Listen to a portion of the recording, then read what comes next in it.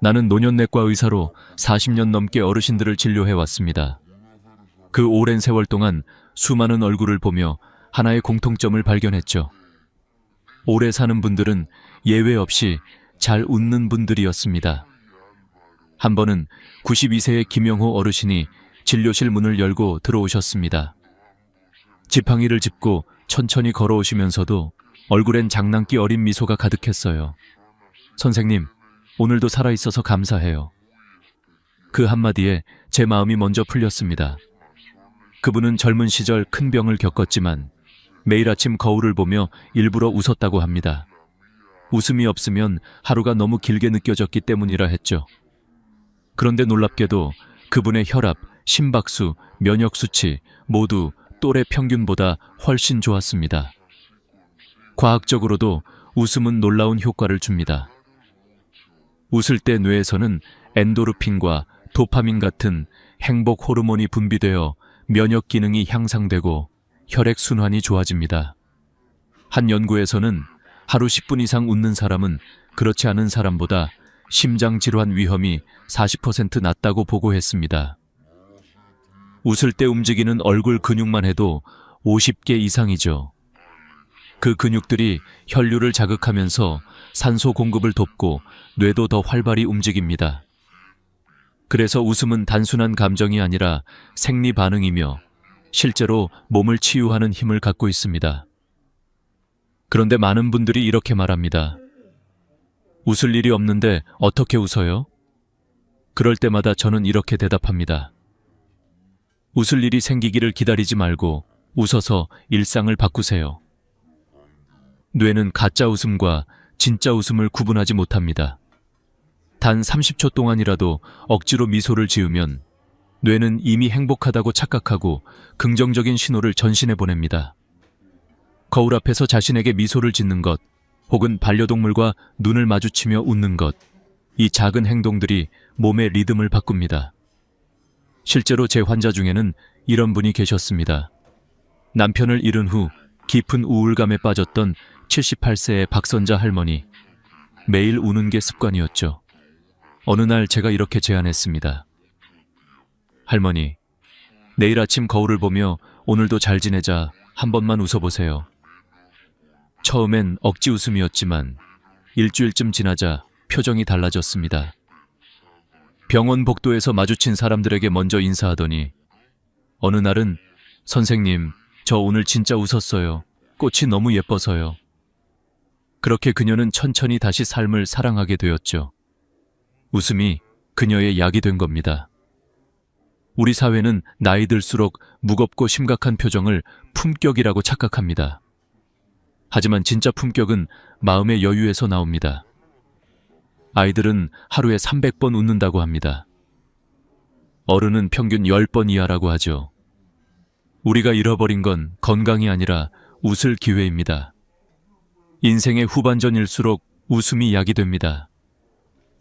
어릴 적 친구와 통화하며 옛날 이야기를 떠올리거나 코미디 프로그램을 보며 한바탕 웃는 것도 좋습니다.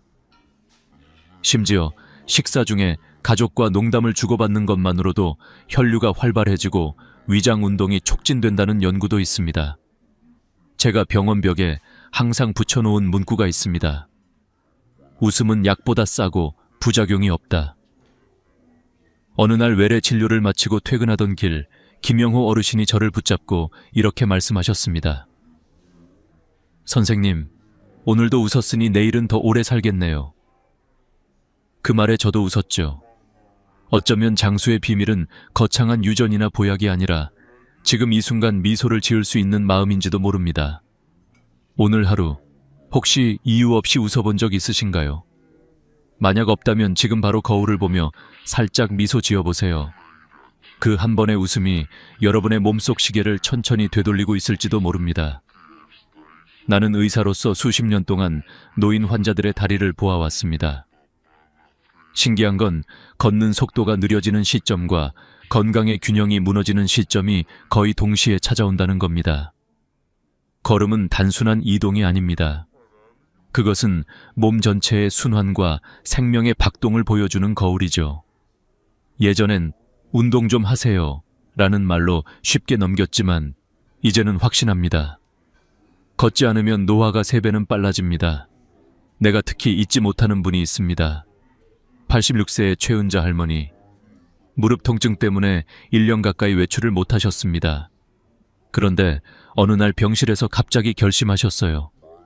내일은 꼭 한 발만이라도 내딛겠어요. 그렇게 시작된 게 하루 10분의 복도 걷기였습니다. 처음엔 간호사 부축이 필요했지만 일주일 후엔 스스로 걸을 수 있었고 2달 뒤엔 병원 앞 공원까지 나가셨습니다. 그때 그녀가 하신 말이 아직도 귀에 남습니다. 선생님, 걸을 때마다 몸이 아니라 마음이 살아나는 것 같아요. 이건 단순한 느낌이 아닙니다. 의학적으로 증명된 사실입니다. 하루 8,000보 이상 걷는 사람은 그렇지 않은 사람보다 사망률이 40% 낮고 65세 이상 노인에게는 치매 발생률이 절반으로 줄어듭니다. 걷는 동안 혈류가 심장에서 다리로 다시 뇌로 순환하면서 산소 공급이 활발해지고 심장과 폐가 규칙적으로 움직이기 때문이죠. 그뿐만이 아닙니다. 근육이 자극되어 혈당이 조절되고 뇌에서는 세로토닌이 분비되어 불안감이 사라집니다. 하지만 많은 분들이 이렇게 말씀하세요. 무릎이 아파서, 허리가 아파서 걷는 게 두렵다. 저는 그런 분들께 이렇게 답합니다. 그래서 더 걸으셔야 합니다. 물론 무리해서는 안 되지만 아주 천천히라도 움직여야 합니다. 걷는다는 건 통증을 이기려는 싸움이 아니라 몸을 잊지 않으려는 기억이니까요. 서울대병원에서 80세 이상 노인 1,200명을 대상으로 연구한 결과가 있습니다. 하루 평균 15분 이상 걷는 사람은 그렇지 않은 사람보다 근육량이 18% 더 높았고 낙상 위험은 45%나 낮았습니다. 단, 중요한 건 속도가 아닙니다. 꾸준함이죠. 5분을 걷고 2분을 쉬는 리듬 걷기만으로도 혈관이 열리고 종아리 근육이 심장 대신 펌프 역할을 합니다. 그 펌프가 바로 생명의 리듬을 지탱하는 숨은 엔진입니다. 나는 아침마다 병원 앞 골목을 걷습니다. 바람이 차가운 날에도 멈추지 않습니다. 왜냐하면 걷는 동안 내 마음이 정리되고 환자들의 얼굴이 하나씩 떠오르기 때문입니다. 그때마다 느낍니다. 내가 아직 걸을 수 있다는 건 아직 할 일이 있다는 뜻이구나. 걷는 건 몸의 움직임이지만 동시에 의지의 선언입니다. 미국의 장수 마을에서는 90세 노인들도 매일 마을을 한 바퀴 돕니다. 비가 오면 비옷을 입고 눈이 오면 지팡이를 짚고 나섭니다. 그들의 공통점은 단 하나, 오늘도 걸었다는 자부심입니다. 운동화 끈을 매는 그 순간, 하루가 시작되고 그걸 푸는 순간 오늘을 살아냈다는 확신이 생긴다고 하죠. 지금 이 영상을 보고 있는 여러분께 묻고 싶습니다. 오늘 몇 걸음이나 걸으셨나요? 만약 단 100걸음이라도 내딛었다면 그것이 바로 건강의 시작입니다. 몸이 기억할 겁니다. 그 발걸음이 다시 내일의 생명을 만들어낸다는 것을요. 걷기를 멈춘다는 건 단순히 다리를 쉬게 하는 게 아니라 인생의 리듬을 잃는 일입니다. 반대로 한 걸음을 내딛는 순간 나이도, 통증도, 불안도 잠시 멈춥니다. 그 한 걸음이 쌓여 1년, 10년의 생명을 더하게 되는 거죠. 오늘 밤 잠들기 전에 다짐해보세요. 내일은 조금만 더 걸어보자. 그 결심 하나면 충분합니다. 걷는다는 건 곧 살아있다는 증거니까요. 나이가 들수록 몸보다 먼저 약해지는 건 마음입니다. 병보다 더 무서운 게 외로움이라는 말을 어르신들께 수없이 들었습니다. 진료실 문을 조용히 열고 들어오시는 분들 중엔 몸은 괜찮은데 그냥 마음이 허전해요. 라고 말하는 분들이 많죠. 사실 그 허전함이야말로 건강을 갉아먹는 보이지 않는 병입니다. 나는 몇 해 전 남편을 잃고 혼자 사시던 78세의 윤정희 할머니를 잊지 못합니다. 처음 오셨을 때는 얼굴빛이 잿빛이었고 말을 해도 거의 웃지 않으셨죠. 사람 만나는 게 귀찮아요. 다 나보다 먼저 떠나는데 뭐 하러요. 그렇게 말하던 분이었습니다. 그런데 어느 날 동네 경로당에서 열린 노래교실에 누군가 끌려가듯 참여하셨다고 해요. 그날 이후 그녀의 삶이 완전히 달라졌습니다. 마이크를 잡고 고향의 봄을 부르면서 눈물이 났다고 했습니다. 그 순간 자신이 아직 살아있다는 걸 느꼈다고요. 3개월 뒤 다시 병원에 오신 윤 할머니의 얼굴은 달라져 있었습니다. 화장기 없는 얼굴에 웃음이 피어 있었죠. 혈압도 안정됐고 수면제 복용량도 줄었습니다. 저는 그때 깨달았습니다. 사람은 사람으로 치유된다. 약보다 대화가, 치료보다 교류가 더 강한 약이라는 걸요. 의학적으로도 그건 사실입니다. 하버드 의과대학의 연구에 따르면 사회적 관계가 활발한 노인은 고립된 사람보다 사망률이 50% 낮다고 합니다. 또 친구나 가족과 하루 10분 이상 대화를 나누는 사람은 기억력 저하 속도가 현저히 느려집니다. 뇌 속에서 옥시토신이라는 연결 호르몬이 분비되어 스트레스 호르몬을 억제하고 면역 체계를 안정시키기 때문입니다. 그런데 많은 분들이 이렇게 말하죠. 이 나이에 친구 사귀기가 어색해서요. 하지만 사람 사이의 연결은 대단한 일이 아니라 작은 인사 한마디에서 시작됩니다. 같은 버스 정류장에서 매일 마주치는 이웃에게 오늘 날씨 좋네요 라고 말하는 것, 그 짧은 대화가 하루를 바꿉니다. 우리 뇌는 누군가와 연결되었다고 느낄 때 생명력을 되찾습니다. 세계적으로 유명한 장수 지역을 연구한 블루존 보고서에는 공통점이 있습니다. 오키나와, 사르데냐, 코스타리카의 노인들은 모두 강한 공동체 의식을 가지고 있다는 것. 특히 오키나와에는 이치리바 초대라는 말이 있습니다. 한 번 만나면 평생 친구라는 뜻이죠.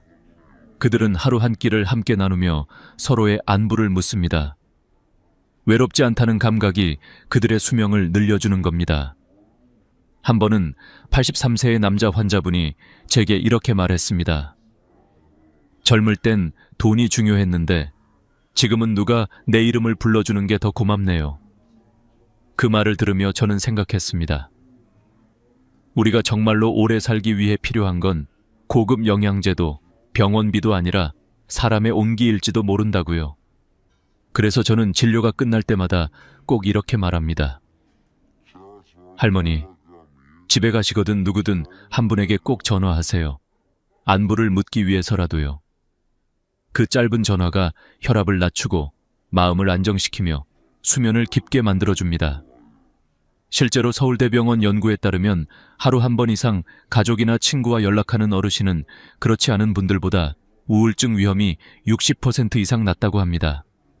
혼자 있는 시간이 나쁠 건 없습니다. 다만 혼자만의 세계에 갇히는 게 문제입니다. 사람의 마음은 닫혀 있으면 썩기 시작합니다.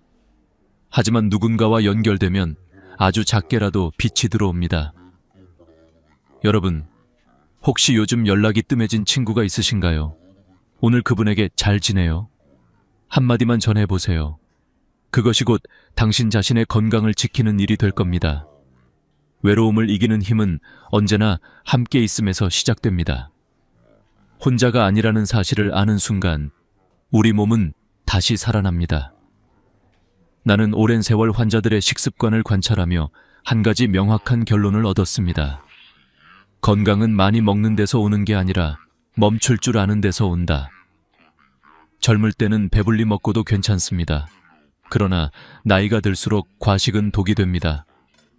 위장은 느려지고 인슐린 반응이 둔해지며 불필요한 열량이 혈관을 막기 때문이죠. 반면 배가 8부쯤 찼을 때 숟가락을 놓는 사람은 세포의 나이를 늦춥니다. 그래서 오키나와 사람들은 이렇게 말합니다. 하라하치부, 푸바 폰무, 병원은 필요 없다. 그 말을 실천하며 살아온 제 환자 90세의 김도순 할머니가 계십니다. 할머니는 매일 같은 식탁에서 같은 양을 드셨습니다. 밥은 반 공기, 나물 2-3가지, 된장국 1그릇, 딱 그뿐이었습니다. 더 먹고 싶을 때 멈추는 게 젊음 유지 비결이에요. 그렇게 웃으며 말씀하셨죠. 혈압, 혈당, 콜레스테롤, 올 정상. 심지어 90세인데도 치매 증세 하나 없었습니다. 이건 단순한 생활 습관이 아닙니다. 의학적으로도 소식은 장수를 유도합니다. 일본 국립의료센터의 25년 연구에 따르면 하루 섭취 칼로리를 2000에 30% 줄인 사람은 그렇지 않은 사람보다 노화 관련 유전자 활동이 현저히 느렸습니다. 세포 내 산화 스트레스가 줄고 염증 반응이 감소했죠. 쉽게 말하면 덜 먹는 것이 곧 노화 방지약인 셈입니다. 배가 고플 때 약간의 공복을 느끼는 그 짧은 시간 동안 몸속에서는 놀라운 일이 일어납니다. 인슐린 분비가 줄고 세포는 자가 포식이라는 정화작용을 시작합니다. 노폐물을 스스로 청소하고 손상된 세포를 재활용하는 과정이죠. 이건 최신 의학에서도 가장 주목받는 세포 젊음의 메커니즘입니다. 즉, 가끔 배고픈 것이 오히려 우리 몸을 되살리는 시간인 것입니다. 그렇다면 실생활에서 어떻게 팔부배 식사를 실천할 수 있을까요? 첫째, 밥상에 앉을 때 오늘은 8부까지만 이라는 마음가짐으로 시작하세요. 의식적인 다짐이 식사량을 줄입니다. 둘째, 식사 속도를 늦추세요. 포만감 신호는 식사 시작 후 20분이 지나야 뇌에 전달됩니다. 천천히 먹으면 자연스럽게 덜 먹게 되죠. 셋째, 작은 접시를 사용하세요. 접시가 작아지면 뇌는 많이 먹었다고 착각합니다. 한 번은 이런 일이 있었습니다. 70대 초반 부부가 제게 찾아왔습니다. 남편은 늘 과식을 하던 분이었죠. 그날 아내가 한숨을 쉬며 말했습니다. 선생님, 저 사람은 밥이 맛없다고 하면 젓가락을 안 놓아요. 저는 남편에게 이렇게 말했습니다. 음식은 배를 채우는 게 아니라 삶을 이어주는 도구입니다. 남기는 용기를 가지세요. 6개월 후 남편의 체중은 5kg 줄었고 혈당 수치는 130에서 98로 떨어졌습니다. 그는 웃으며 말했죠. 이제야 진짜 맛이 뭔지 알겠어요. 또 하나, 저는 식탁에서 감사의 말을 습관처럼 하라고 권합니다. 오늘도 먹을 수 있음에 감사합니다. 그 짧은 한마디가 식사 속도를 늦추고 마음을 차분하게 합니다. 감사를 느끼는 순간 몸은 이미 편안한 상태로 전환되기 때문입니다. 세계의 장수 지역을 조사한 연구자들은 공통된 식습관을 발견했습니다. 사르데냐의 노인들은 식사 시간을 길게 가져가며 천천히 대화하고 코스타리카의 사람들은 식사 후 늘 산책을 합니다. 그들의 밥상에는 기름진 음식이 거의 없고 대신 제철 채소와 곡류 그리고 식사 후 대화가 있습니다. 음식을 빨리 먹는 사회는 병이 빨리 오는 사회입니다. 반대로 천천히 먹는 사회는 늙음도 천천히 다가옵니다. 지금부터라도 밥 한 숟가락을 덜어내는 용기, 젓가락을 놓는 지혜를 가져보세요. 포만이 아니라 여유로움이 진짜 건강의 신호입니다. 배는 비워야 채워진다. 이 단순한 진리가 당신의 수명을 10년은 더 늘릴 수 있습니다. 오늘 저녁 식탁 앞에서 이 말을 한번 떠올려 보세요. 지금 멈추는 것이 내일 더 오래 먹게 해준다.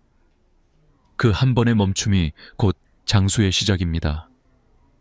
나는 수많은 노인 환자들을 보며 똑같은 장면을 반복해서 보았다. 같은 병을 앓고 있음에도 어떤 사람은 놀랍게 회복하고 어떤 사람은 더 빠르게 약해지는 모습을 말이다. 의사로서 나는 그 이유가 약이나 치료법의 차이가 아니라 마음의 차이에 있다는 것을 오랫동안 지켜보며 확신하게 되었다. 긍정적인 사고는 단순한 위로가 아니다. 그것은 몸을 살리는 강력한 생명력이다. 몇 년 전 폐암 말기 진단을 받은 74세의 박정순 할머니가 있었다. 의사들은 6개월이 고비입니다라고 말했지만 할머니는 웃으며 이렇게 말씀하셨다. 그럼 6개월 동안 예쁘게 살아야겠네요. 그렇게 그녀는 매일 아침 스스로에게 편지를 썼다. 정순아, 오늘도 살아있구나. 숨 쉬는 게 고맙다. 3달 뒤 그녀는 휠체어 대신 지팡이를 짚고 정원으로 나왔고 6달 후 의사들은 믿을 수 없다는 표정을 지었다. 종양이 줄어들고 있었던 것이다. 물론 기적이라는 말로 단순히 설명할 수는 없다. 하지만 그 마음이 면역 체계를 움직였다는 건 분명하다. 실제로 하버드 대학 연구에서는 긍정적인 사고를 가진 사람의 백혈구 활성도가 비관적인 사람보다 2배 이상 높다는 결과가 나왔다. 스트레스 호르몬인 코르티솔이 줄고 대신 세로토닌과 엔돌핀이 늘어나면서 세포가 회복력을 되찾는 것이다. 나는 이런 말을 자주 한다. 마음의 방향이 곧 혈액의 방향이다. 늘 부정적인 생각에 머무르면 혈관은 수축하고 염증 반응이 증가한다. 반대로 괜찮다, 잘 될 거야 라는 말을 스스로에게 반복하면 실제로 혈관이 확장되고 산소 순환이 좋아진다. 과학적으로도 영적으로도 긍정은 약이다. 하지만 말처럼 쉽지 않다는 걸 안다. 나이 들수록 잃은 것들이 많고 후회도 쌓이기 때문이다. 그래서 긍정은 자연스럽게 생기는 게 아니라 연습으로 만들어져야 한다. 내가 권하는 방법은 3가지다. 첫째, 감사 일기 쓰기. 하루에 단 한 줄이라도 좋다. 오늘은 해가 예뻤다. 전화해준 친구가 있었다. 이런 작고 사소한 고마움을 적다 보면 뇌가 나는 행복하다고 착각하며 긍정 회로를 강화한다. 둘째, 좋은 말 듣기. 부정적인 뉴스보다 밝은 이야기를 듣고 따뜻한 사람들의 말을 가까이 하라. 뇌는 듣는 것에 민감하다. 당신이 듣는 말이 곧 당신의 생각이 된다. 셋째, 미소 짓기.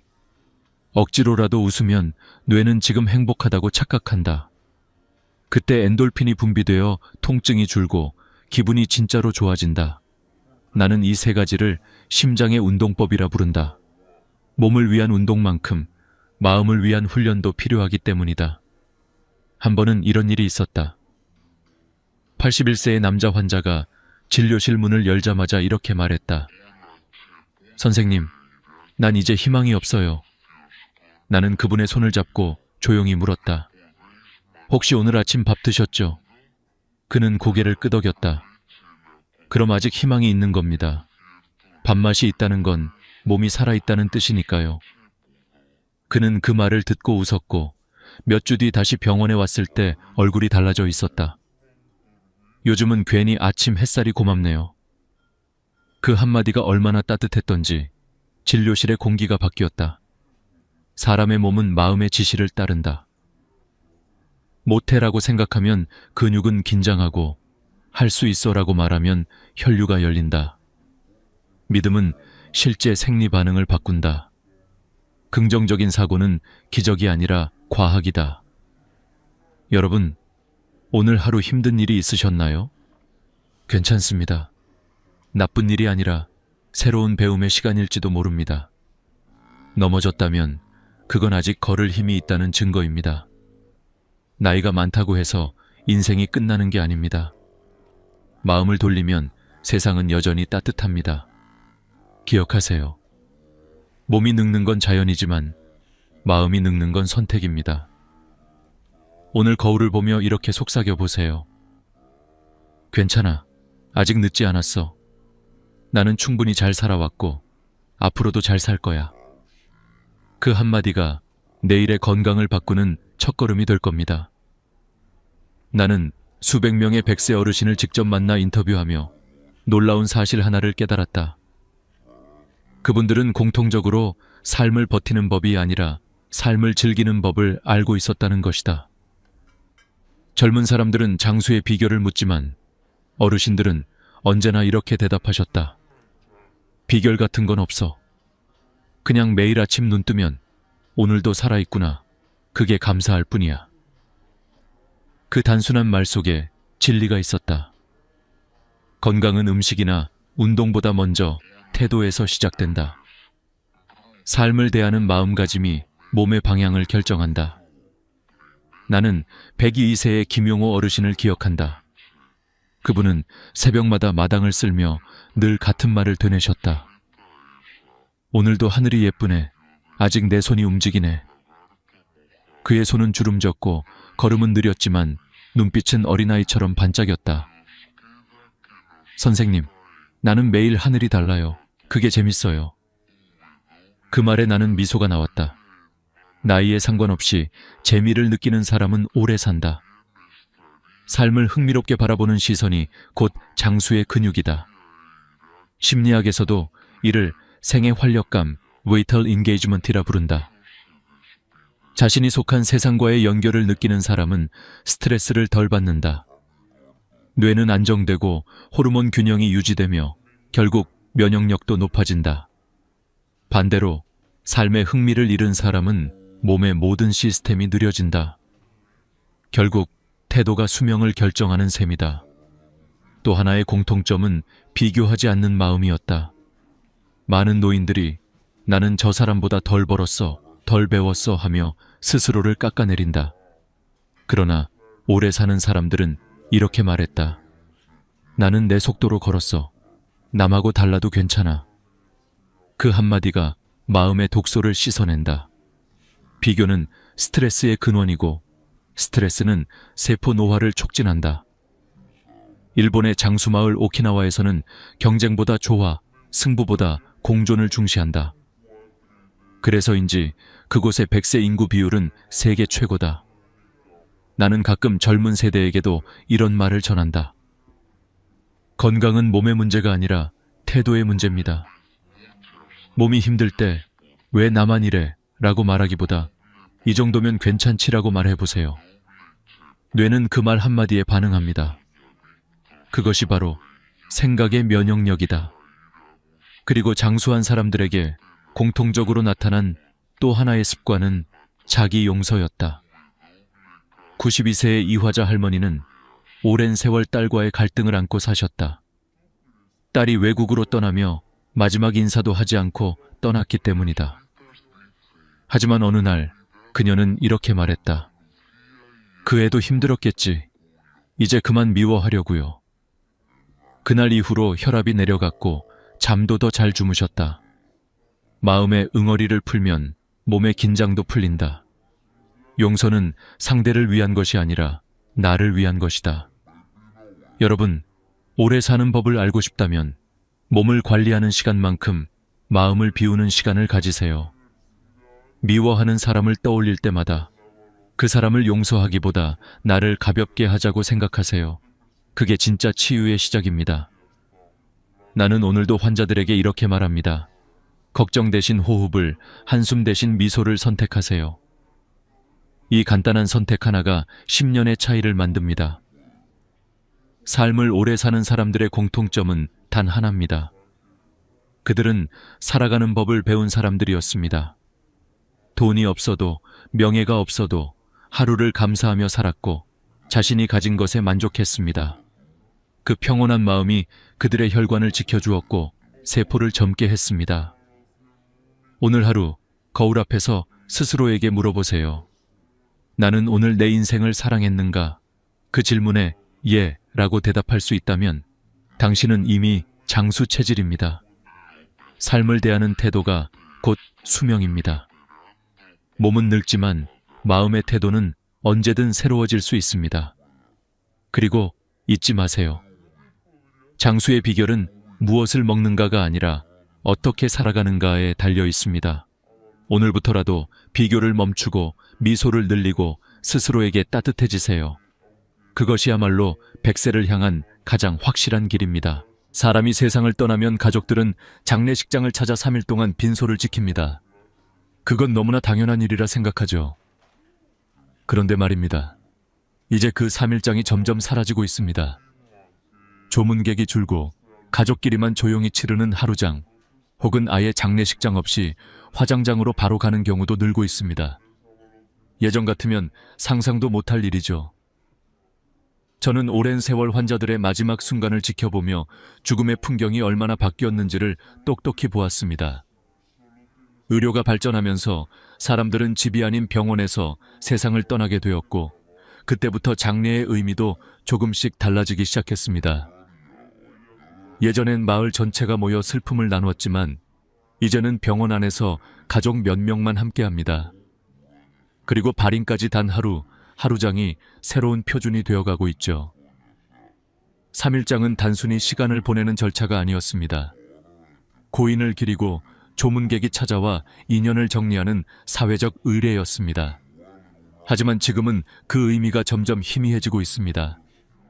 시간이 없고 사람들이 멀리 있고 조문 문화도 사라지고 있기 때문입니다.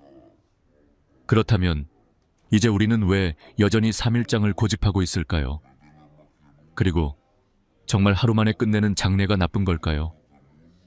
오늘 저는 의사의 눈으로 본 장례의 변화를 통해 3일장이 왜 의미를 잃어가고 있는지, 그리고 앞으로 어떤 방식이 더 존엄한 마지막이 될 수 있는지를 함께 이야기해 보려 합니다. 죽음은 피할 수 없지만 그 마지막을 어떻게 보낼지는 우리가 선택할 수 있습니다. 이 이야기가 당신이 사랑하는 사람의 마지막을 준비하는데 작은 도움이 되길 바랍니다. 3일장의 역사와 의미, 우리가 알고 있는 3일장의 뿌리는 조선시대 유교 장례 문화에서 비롯되었습니다. 그 시절 사람의 죽음은 단순한 이별이 아니라 삶의 또 다른 시작으로 여겨졌습니다. 그래서 죽음에는 반드시 시간이 필요하다고 생각했습니다. 영혼이 완전히 세상을 떠나기까지 몸과 마음이 정리되는 시간이 3일이라 믿었던 겁니다. 조선시대 유교에서는 예와 인이 중요했죠.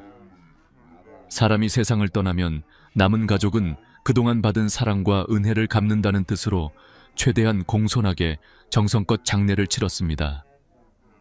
그래서 3일 동안은 고인의 혼을 모시며 슬픔을 다스리는 기간이었고, 동시에 가족과 이웃이 인간관계의 마지막 예의를 나누는 시간이었습니다.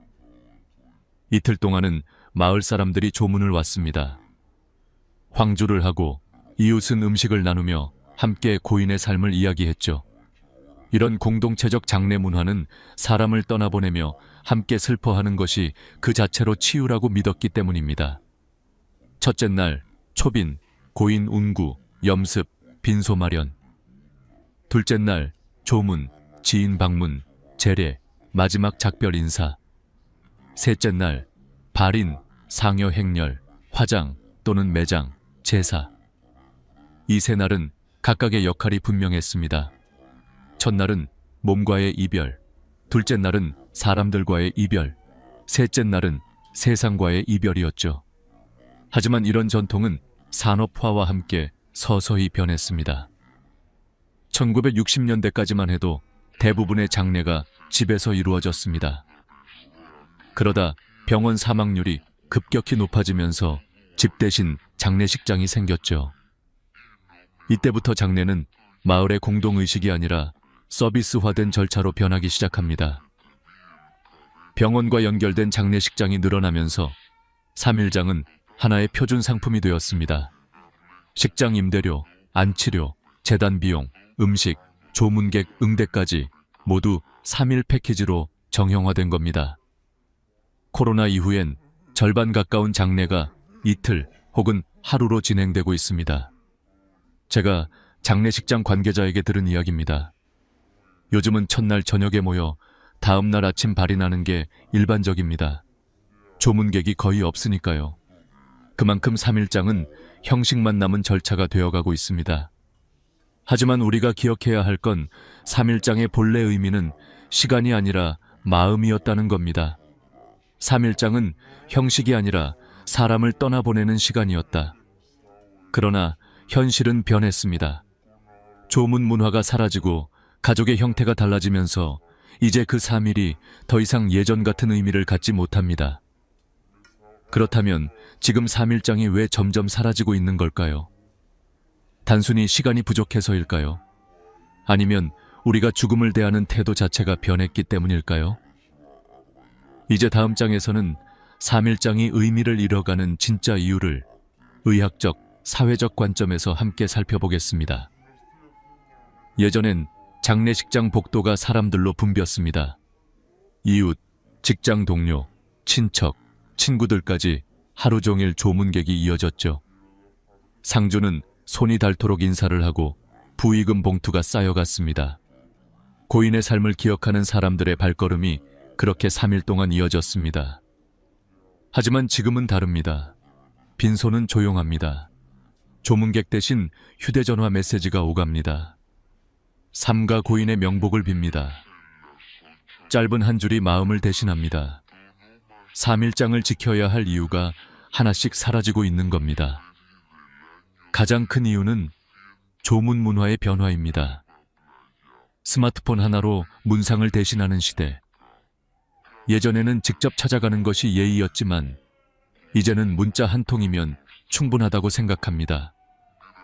사회적 관계가 좁아지고 가족 중심의 인간관계가 늘어나면서 조문객을 기다릴 필요가 점점 사라지고 있습니다. 예전엔 한 사람의 죽음이 마을 전체의 슬픔이었지만 지금은 가족의 일로만 남습니다. 슬픔이 공동체에서 개인으로 옮겨간 것이죠. 두 번째 이유는 의료 환경의 변화입니다. 대부분의 사람들이 병원에서 세상을 떠납니다. 집에서 임종하는 경우는 10명 중 1명도 되지 않습니다. 죽음이 집에서 멀어지면서 장례도 함께 변했습니다. 병원 안에서 생명이 멈추고 바로 장례식장으로 연결됩니다. 의료 절차가 곧 장례 절차가 된 셈이죠. 시간은 짧고 이별은 급합니다. 의학이 발전할수록 죽음은 의식이 아니라 행정 절차로 바뀌어가고 있습니다. 세 번째 이유는 경제적인 부담입니다. 장례식장 하루 사용료가 평균 100만 원, 식대, 재단비, 차량비, 화장 비용까지 합치면 3일장 기준 1200에서 1500만 원이 듭니다. 조문객이 많을 땐 부의금으로 충당됐지만 요즘은 오히려 적자입니다. 조문객은 줄었고 비용은 그대로입니다. 결국 경제적 현실이 장례의 길이를 결정하게 된 것이죠. 네 번째 이유는 가족 구조의 변화입니다. 예전엔 대가족이 모여 상가를 지켰지만 지금은 대부분 핵가족이나 1인 가구입니다. 장례를 치러야 할 상주가 노부모 단둘이거나 자녀가 해외에 있는 경우도 많습니다. 가족이 줄어든 만큼 장례도 작아지고 간소화됩니다. 다섯 번째 이유는 코로나입니다. 팬데믹 시절 정부의 모이지 말라는 지침이 장례 문화까지 바꿔버렸습니다. 그때 생겨난 것이 온라인 조문과 비대면 발인입니다. 휴대전화로 조의금을 보내고 영상통화로 마지막 인사를 전하는 시대가 된 겁니다. 거리두기의 시대는 사람의 마음까지 멀어지게 만들었습니다. 그리고 마지막 여섯 번째 이유는 죽음을 바라보는 우리의 태도가 달라졌기 때문입니다. 예전에는 죽음이 두렵고 멀리 해야 할 존재였습니다. 그래서 장례식은 슬픔과 두려움의 공간이었죠. 하지만 요즘 세대는 죽음을 자연스러운 과정으로 받아들입니다. 어떤 이들은 생전에 자신의 장례를 미리 치르기도 합니다. 친구들을 초대해 인생을 돌아보고 감사의 편지를 나누는 생전 장례식이 등장한 이유입니다. 죽음은 이제 공포의 대상이 아니라 삶의 한 장면이 되었습니다. 사람들이 더 이상 얼마나 오래 슬퍼하느냐보다 어떻게 기억되느냐를 중요하게 여기기 시작한 겁니다. 3일장이 사라지는 이유는 단순히 시간이 부족해서가 아니라 사람들의 마음이 이미 다른 곳을 향하고 있기 때문입니다. 형식에서 의미로, 시간에서 진심으로 초점이 옮겨지고 있는 것입니다. 이제 가족들은 보여주기 위한 장례보다 조용히, 따뜻하게, 자신들만의 방식으로 마지막을 준비합니다. 어떤 가족은 하루 동안 고인의 영상을 틀고 음악을 들으며 그 사람의 삶을 이야기합니다. 누군가는 편지를 읽고 누군가는 고요히 웃습니다. 그 하루가 깊고 진심으로 채워질 때 그것은 단 하루의 장례가 아니라 평생의 기억이 됩니다. 3일장이 사라진다는 건 단순히 옛 풍습이 사라지는 게 아닙니다. 그것은 우리가 죽음을 대하는 태도가 바뀌고 있다는 신호입니다. 의학의 발전, 사회의 변화, 비용의 압박, 가족의 형태, 그리고 인간의 마음까지 모두 변하고 있습니다. 그리고 이 변화 속에서 우리는 묻게 됩니다. 정말 3일이 아니면 안 되는 걸까? 진심이 있다면 하루여도 괜찮지 않을까? 다음 장에서는 이렇게 변화한 사회 속에서 새롭게 떠오르고 있는 장례의 형태, 일일장, 가족장, 그리고 생전 장례식과 자연장의 모습을 함께 살펴보겠습니다. 그 속에는 단순히 시간을 줄이는 것이 아니라 사람을 존엄하게 떠나보내는 새로운 방식이 담겨 있습니다. 3일장이 점점 사라지고 있습니다. 그 자리를 대신하는 건 단순히 간소화된 장례가 아닙니다. 전혀 새로운 이별의 문화가 태어나고 있는 것이죠. 오늘은 그 변화의 중심에 있는 1일장, 가족장, 그리고 생전 장례식 이야기를 드리려 합니다. 먼저 1일장입니다. 고인이 세상을 떠난 다음 날, 바로 화장과 안치를 마치는 방식입니다. 겉으로 보기엔 빠르고 차가워 보이지만 그 안에는 새로운 철학이 숨어 있습니다. 형식보다 진심, 절차보다 감정에 집중하는 장례. 조문객을 맞이하느라 바쁘게 인사하는 대신 가족이 고인의 곁에 온전히 머물러 있습니다. 한 자녀가 이렇게 말했습니다. 아버지 장례를 하루 만에 치렀지만 그 하루가 평생 잊히지 않을 만큼 깊었습니다.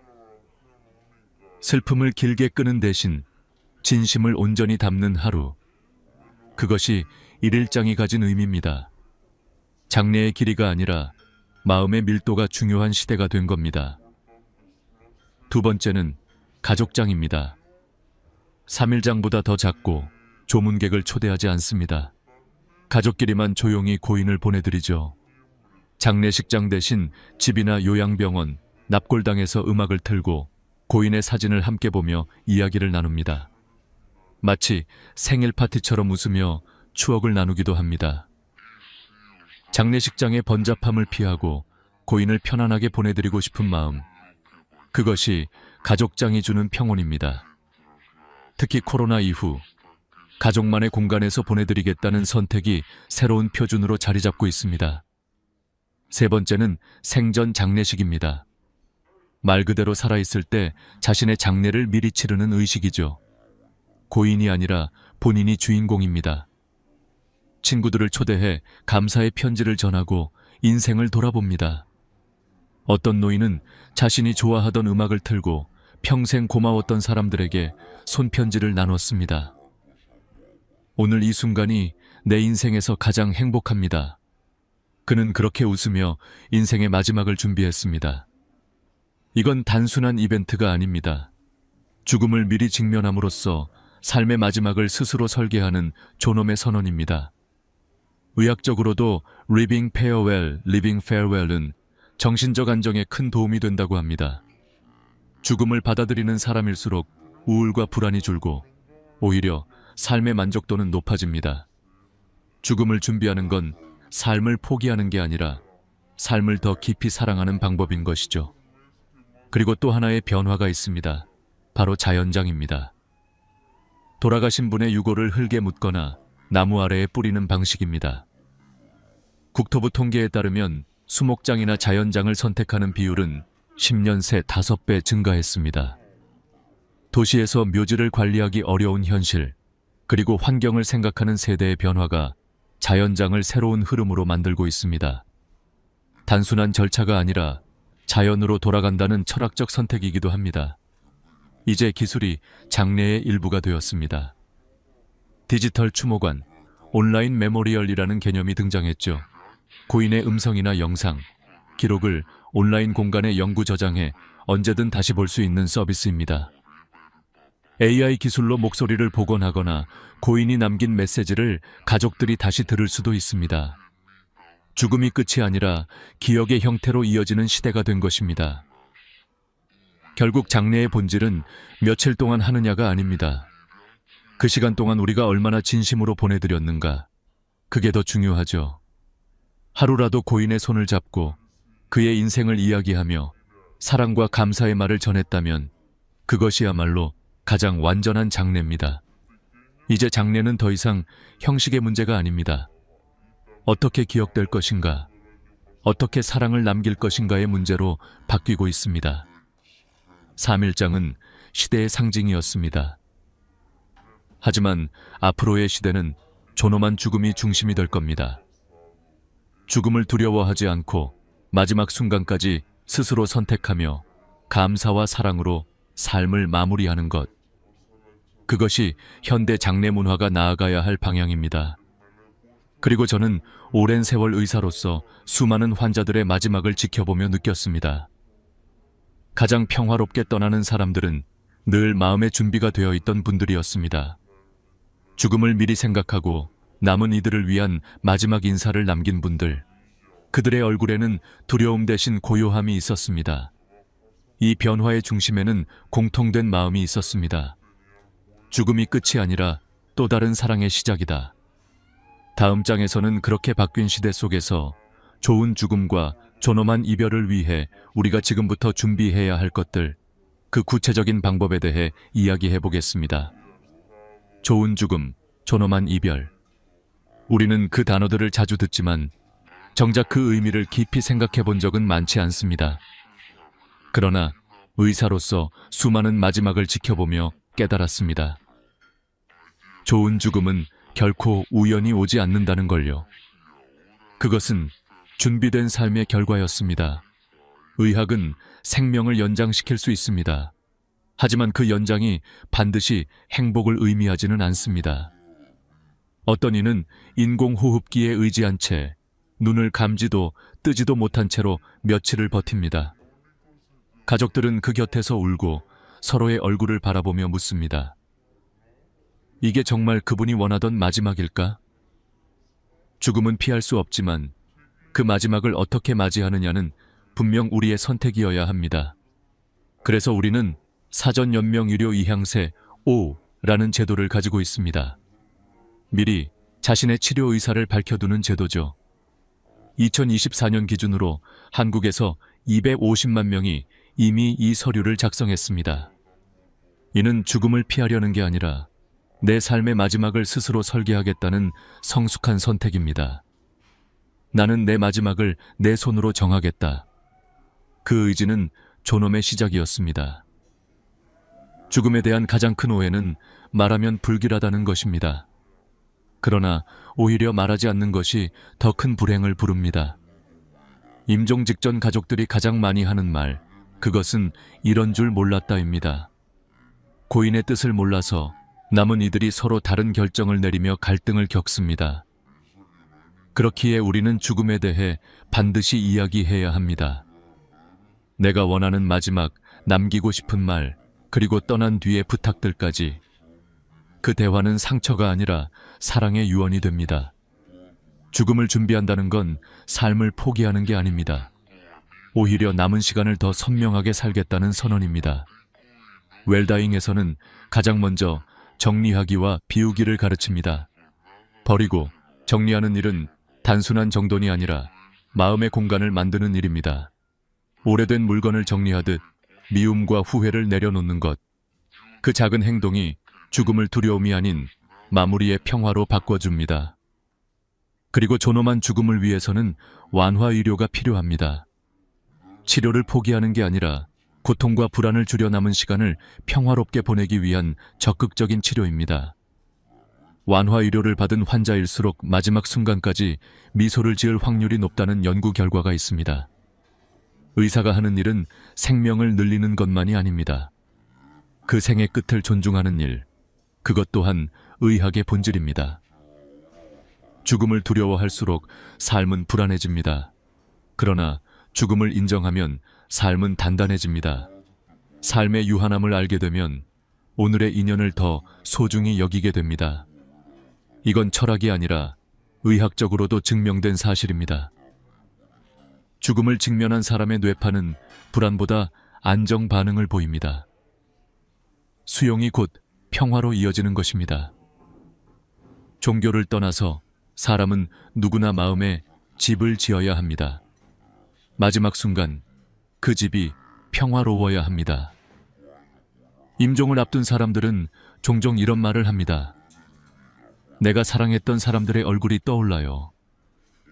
그것은 종교적 환상이 아니라 인간의 마음이 삶을 정리하는 자연스러운 과정입니다. 그래서 존엄한 죽음의 마지막 준비는 미움보다 사랑, 원망보다 감사로 마음을 채우는 일입니다. 죽음은 끝이지만 사랑은 남습니다. 요즘은 영상으로 마지막 인사를 남기는 분들이 많습니다. 자녀에게, 배우자에게, 세상에 남기는 짧은 편지 한 장이 남은 이들의 마음을 지탱해 줍니다. 어떤 이는 자신의 마지막 인사를 녹음해 가족에게 남겼습니다. 너희가 울 때 나는 미소 짓고 있을 거야. 그러니 너무 슬퍼하지 말아라. 그 한마디가 가족들의 삶을 지탱해 주었습니다. 죽음을 준비한다는 건 단지 나의 마무리가 아니라 남은 사람들의 시작을 도와주는 일입니다. 좋은 죽음은 운명이 아닙니다. 누구나 준비할 수 있는 선택입니다. 3일장이 사라지는 시대, 장례의 형식이 달라진다고 해서 삶의 존엄이 사라지는 건 아닙니다.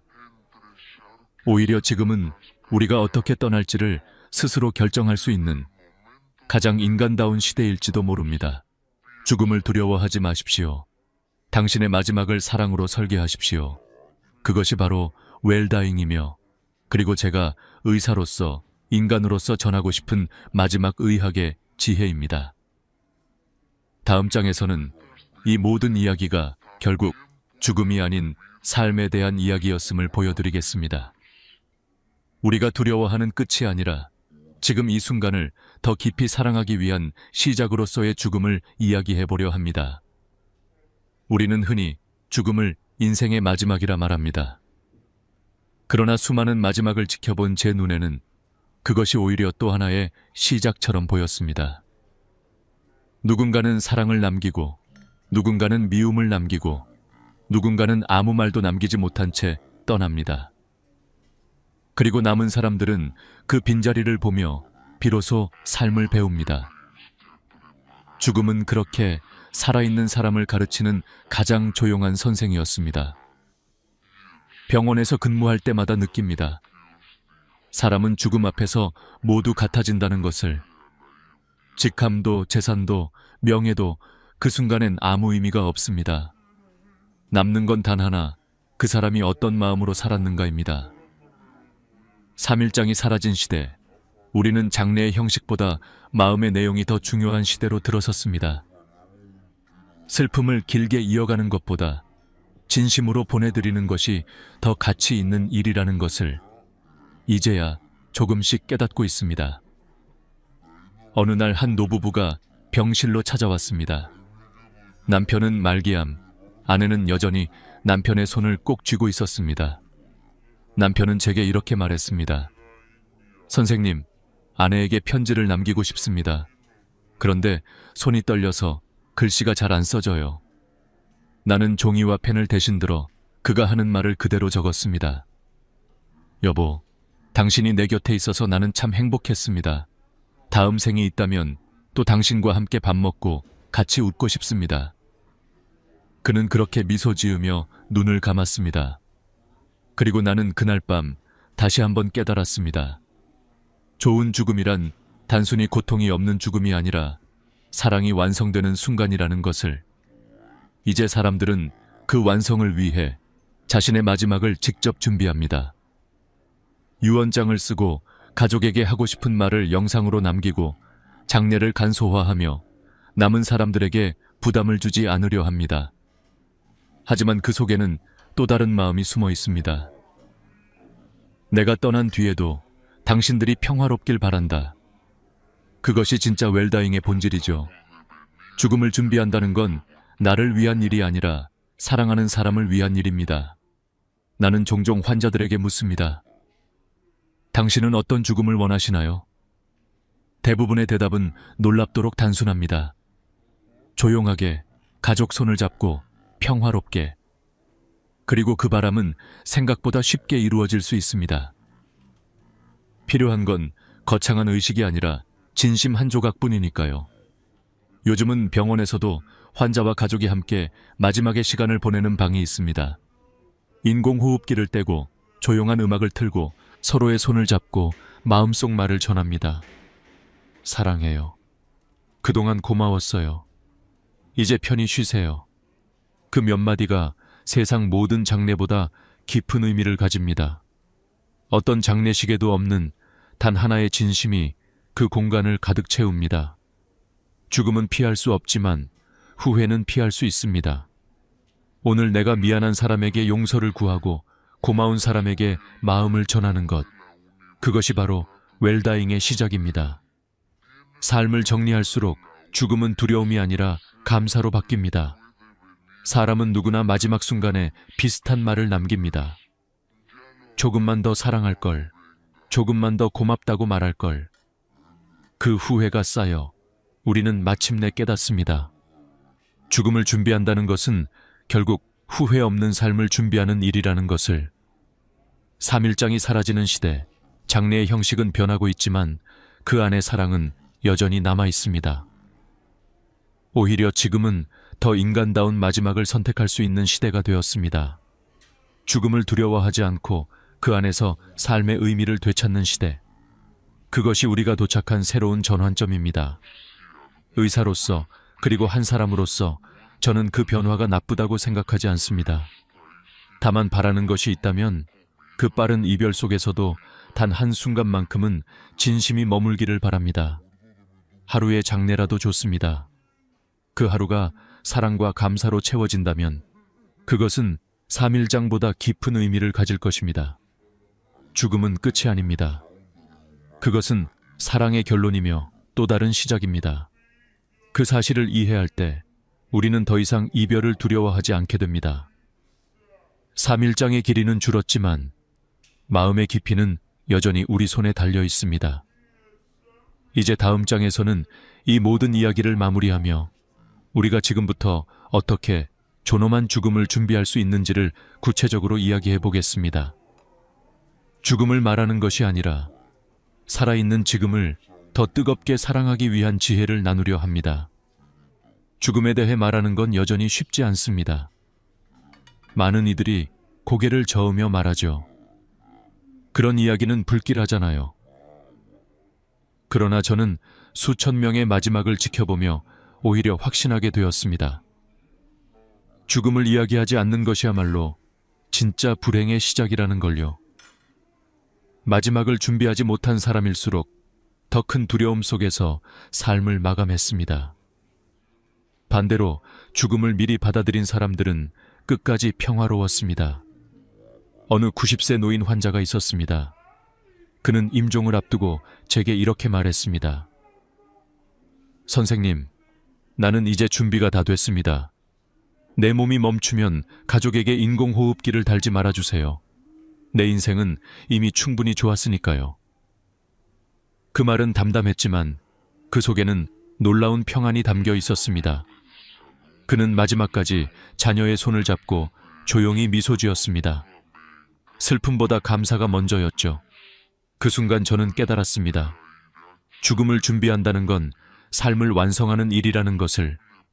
의학적으로 보면 인간의 몸은 죽음을 앞두고 서서히 내려놓기 시작합니다. 맥박이 느려지고 천이 떨어지고 감각이 희미해집니다. 그러나 마음은 끝까지 사랑을 기억합니다. 그 증거는 수많은 임종의 순간에서 확인됩니다. 마지막 숨을 내쉬기 직전 사람들은 가장 사랑했던 얼굴을 떠올립니다. 그것은 단순한 환상이 아니라 인간의 뇌가 마지막으로 선택하는 기억의 집입니다. 결국 죽음의 순간 우리가 붙드는 것은 재산도 지식도 명예도 아닌 사랑입니다. 3일장이 사라진 시대, 우리는 외형의 장례를 줄였지만 그 안에 사랑까지 줄일 필요는 없습니다. 오히려 그 진심은 더 깊어져야 합니다. 하루의 장례라도 좋습니다. 그 하루 안에 감사와 이해, 화해와 사랑이 있다면 그것은 완전한 장례입니다. 장례의 길이는 줄었지만 그 마음의 깊이는 무한합니다. 죽음을 두려워하지 말고 그 안에서 삶을 더 단단히 바라보세요. 웰다잉의 본질은 어떻게 죽을 것인가가 아니라 어떻게 살고 싶은가에 있습니다. 매일의 선택, 매일의 관계, 매일의 감정이 결국 당신의 마지막을 만들어갑니다. 그러니 오늘이 바로 웰다잉의 시작입니다. 미안하다고, 고맙다고, 사랑한다고 말하는 그 한마디가 당신의 마지막을 바꿉니다. 저는 가끔 생각합니다. 우리가 죽음을 말하지 않으려는 이유는 사실 이별이 두려워서가 아닐지도 모릅니다. 어쩌면 진짜 두려운 건 아직 충분히 사랑하지 못했다는 사실일지도요. 그래서 웰다잉은 곧 잘 사랑하기입니다. 살아있는 동안 미움보다 이해를 택하고 원망보다 용서를 택하는 것, 그 마음이 마지막을 아름답게 만듭니다. 최근 한 장례식에서 만난 딸이 있었습니다. 그녀는 아버지를 하루장으로 모셨습니다. 단 하루의 장례였지만 그 하루는 참 깊고 따뜻했습니다. 발인 전 가족들은 함께 아버지가 좋아하던 노래를 틀었습니다. 바람이 분다. 노래가 끝나자 딸은 조용히 말했습니다. 아버지는 바람처럼 가셨지만 그 바람 안엔 아직도 우리 가족의 온기가 있어요. 그 말을 듣는 순간 저는 알았습니다. 형식은 사라져도 진심은 남는다는 것을. 죽음을 통해 삶을 배운다는 말은 결코 비유가 아닙니다. 마지막을 준비하는 사람일수록 하루를 더 충실히 살아갑니다. 내일이 없다는 걸 아는 사람만이 오늘을 진짜로 사랑할 수 있으니까요. 웰다잉은 결국 웰리빙의 또 다른 이름입니다. 이제 저는 당신에게 한 가지를 부탁드리고 싶습니다. 지금 마음속에 떠오르는 사람에게 단 한마디라도 전하세요. 고마워요. 사랑해. 괜찮아. 그 짧은 말이 누군가의 내일을 바꿉니다. 그리고 그 순간 당신의 오늘도 함께 바뀔 겁니다. 죽음을 준비한다는 건 결국 더 잘 살아가기 위한 연습입니다. 이제 마지막 장에서 우리는 이 모든 이야기를 하나로 묶을 것입니다. 3일장이 사라진 시대, 그러나 인간의 진심은 여전히 남아있는 시대. 그 속에서 우리가 어떻게 서로의 마지막을 존중하고 스스로의 삶을 사랑으로 마무리할 수 있을지 이야기하며 이 긴 여정을 마치려 합니다. 3일장이 사라지는 시대, 죽음의 형식은 달라졌습니다. 그러나 그 안의 마음, 그 본질만큼은 변하지 않았습니다. 누군가를 떠나보낸다는 건 여전히 슬프고 여전히 사랑의 또 다른 형태입니다. 저는 의사로서 수많은 죽음을 보았습니다. 하지만 그 모든 마지막에는 공통된 한 문장이 있었습니다. 조금만 더 사랑할 걸. 그 짧은 한마디가 인간의 마음을 모두 설명하고 있었습니다. 죽음이 두려운 건 생의 끝 때문이 아니라 충분히 사랑하지 못했다는 후회 때문이었습니다. 그래서 저는 늘 말합니다. 존엄한 죽음을 준비하는 일은 결국 후회 없는 삶을 준비하는 일이라고요. 오늘 미안한 사람에게 용서를 구하고 고마운 사람에게 감사의 말을 전하세요. 죽음을 이야기하는 순간 삶은 더 선명해집니다. 그것이 웰다잉의 시작이자 가장 인간다운 선택입니다. 어느 노인 환자가 제 손을 잡으며 말했습니다. 선생님, 죽는 게 무섭지 않아요. 다만 내가 사랑했던 사람들에게 마지막 인사를 못할까봐 그게 걱정이에요. 그 말에 저는 대답했습니다. 그 인사는 아직 늦지 않았습니다. 지금 하시면 됩니다. 그는 고개를 끄덕이며 웃었습니다. 그 미소에는 평생의 고마움이 담겨 있었습니다. 죽음을 준비한다는 건 내 삶을 정리하는 동시에 남은 사람들의 삶을 지켜주는 일입니다. 당신의 마지막 말 한마디가 누군가의 내일을 지탱해 줍니다. 가족에게, 친구에게, 그리고 당신 자신에게 그 따뜻한 한마디가 마지막 순간을 평화로 바꿔줍니다. 요즘은 장례식장의 풍경이 변했습니다. 검은 양복 대신 평상복을 입고 향 대신 꽃을 놓고 슬픔 대신 감사의 노래를 부릅니다. 어떤 가족은 장례식장 대신 고인의 생일에 모여 함께 밥을 먹습니다. 그 사람은 떠났지만 우리가 그를 기억하는 방식은 여전히 따뜻하다. 그 모습 속에서 저는 새로운 희망을 봅니다. 죽음은 끝이 아닙니다. 그것은 한 인간이 남긴 사랑의 결론입니다. 우리가 누군가를 떠나보내며 흘리는 눈물은 사실 그 사람이 내 안에 남아있다는 증거입니다. 사랑은 사라지지 않습니다.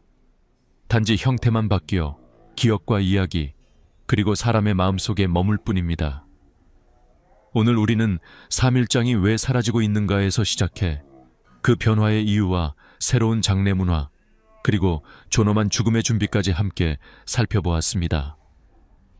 결국 이 모든 이야기는 죽음에 관한 것이 아니라 삶에 관한 이야기였습니다. 삶을 어떻게 마무리하느냐는 삶을 어떻게 살아왔느냐의 또 다른 표현입니다. 죽음을 간소화하는 게 아니라 그 안에 진심을 더 깊게 만드는 시대. 이제 우리는 그 변화의 문턱에 서 있습니다. 의료의 발전, 사회의 변화, 가족의 구조, 그리고 인간의 마음까지 모든 것이 달라졌습니다. 하지만 한 가지는 변하지 않았습니다. 사람은 사랑으로 기억된다는 사실입니다. 지금 이 순간 당신이 이 영상을 보고 있다면 아마도 마음속 어딘가에 이런 생각이 떠올랐을 겁니다.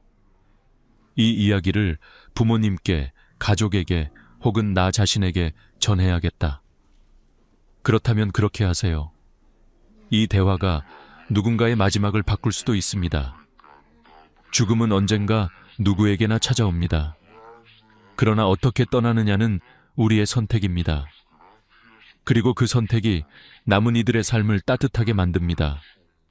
죽음을 두려워하지 마세요. 그것은 어쩌면 또 다른 사랑의 이름일지도 모릅니다. 오늘 이 이야기가 당신의 마음속에 작은 등불 하나를 켜주길 바랍니다. 그 등불이 꺼지지 않게 지금 이 순간을 더 따뜻하게, 서로에게 더 다정하게 살아가시길 바랍니다. 끝까지 함께 해주셔서 진심으로 감사합니다. 당신의 인생이 길든 짧든 그 안에 사랑이 있다면 그것은 이미 완전한 삶입니다. 그리고 그 사랑이 누군가의 기억 속에 남는 한 우리는 결코 완전히 사라지지 않습니다. 오늘의 이야기가 마음에 닿았다면 좋아요와 구독으로 이 채널을 함께 지켜주세요. 다음 이야기에서도 당신의 마음을 밝혀줄 또 하나의 빛을 전하겠습니다. 감사합니다.